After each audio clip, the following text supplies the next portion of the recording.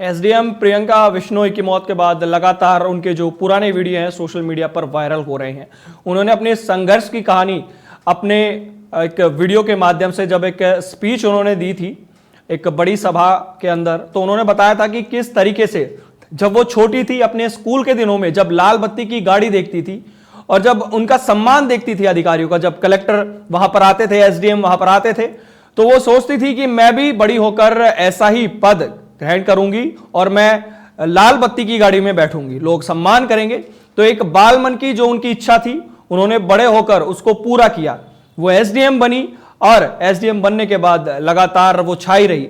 लेकिन अभी हाल ही में जब उनकी तबीयत खराब हुई, जोधपुर के एक निजी हॉस्पिटल में ऑपरेशन हुआ, उसके बाद उन्हें अहमदाबाद शिफ्ट किया गया।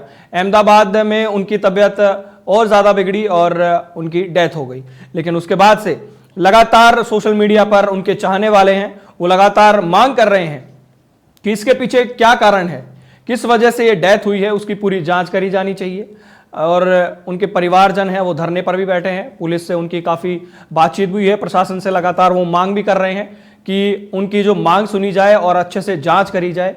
प्रियंका बिश्नोई का एक जो सबसे ज़बरदस्त वीडियो वायरल हो रहा है, जो उन्होंने लोगों के बीच में बताया है उनकी संघर्ष की कहानी को, आप वो देखिए। जब मैं 8वीं कक्षा में थी तो एक प्रतियोगिता में मैंने तृतीय स्थान हासिल किया और उस दौरान मुझे उपखंड अधिकारी से सम्मानित होने का मौका मिला।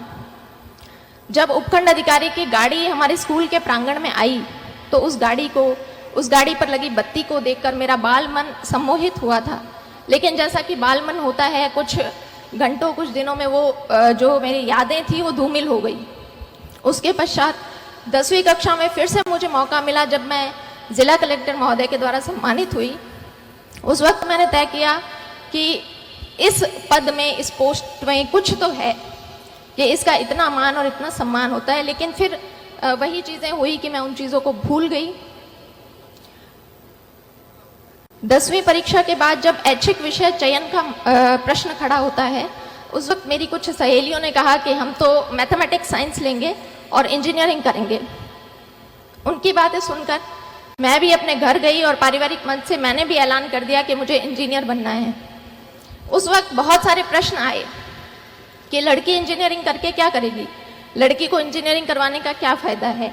लेकिन वहाँ मैं धन्यवाद देना चाहूँगी अपने पिता को, जो ढाल बनकर मेरे सामने खड़े रहे और मेरे इस निर्णय का पूरा उन्होंने सम्मान किया और मुझे इंजीनियरिंग की पढ़ाई पूरी करवाई। इंजीनियरिंग की पढ़ाई 4 साल पूरी करने के बाद मैं फिर से एक ऐसे बिंदु पर खड़ी थी जहाँ से बहुत सारे रास्ते निकल रहे थे और उन रास्तों से मुझे किसी एक रास्ते का चयन करना था।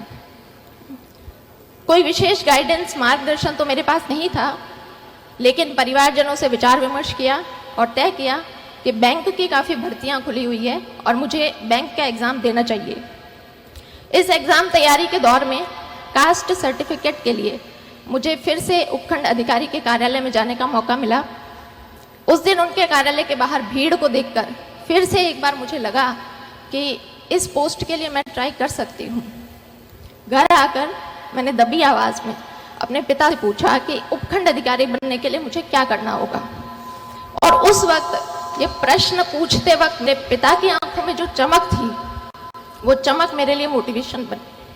बाद में पता चला कि मेरे पिताजी ने भी अपनी युवावस्था में इन परीक्षाओं की तैयारी की थी, लेकिन वो सफल नहीं हो पाए। तो मैंने तय कर लिया कि मुझे इस परीक्षा को देना है और इसमें सफल भी होना है।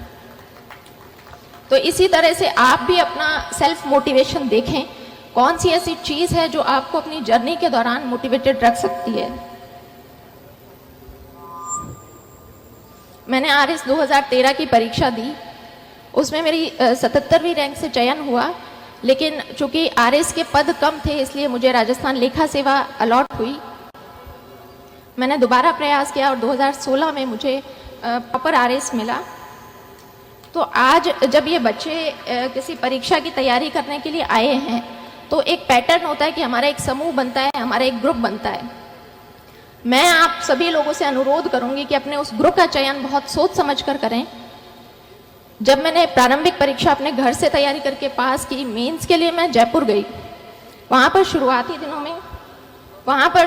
दिनों में कुछ मेरे ऐसे दोस्त थे जिनका हर वक्त यही कहना होता था कि भर्ती तो सिर्फ 700 पदों पर निकली है, हमारा नंबर कहाँ आएगा। हमसे पहले भी बहुत से बच्चे हैं जो तैयारी कर रहे हैं, हमारा नंबर कहाँ आएगा। तो मैं भी उन शुरुआती दिनों में काफ़ी नेगेटिविटी से घिर गई थी। फिर मैंने तय किया कि जब परीक्षा तो देनी ही है तो क्यों ना अपना समूह बदल लिया जाए। फिर मैंने 2 ऐसी लड़कियों का चुनाव किया जो मेरे ही बैकग्राउंड से थी। हमारा बस एक ही डिस्कशन रहता था कि भर्ती तो सैकड़ों पदों पर निकली है, हमें तो सिर्फ एक पद चाहिए। और आज हम तीनों लड़कियां आरएस अधिकारी हैं और वो जो ग्रुप जो नेगेटिविटी की बातें करते थे वो आज भी आरएस की परीक्षा दे रहे हैं। इसलिए आप पॉजिटिविटी बनाकर रखें।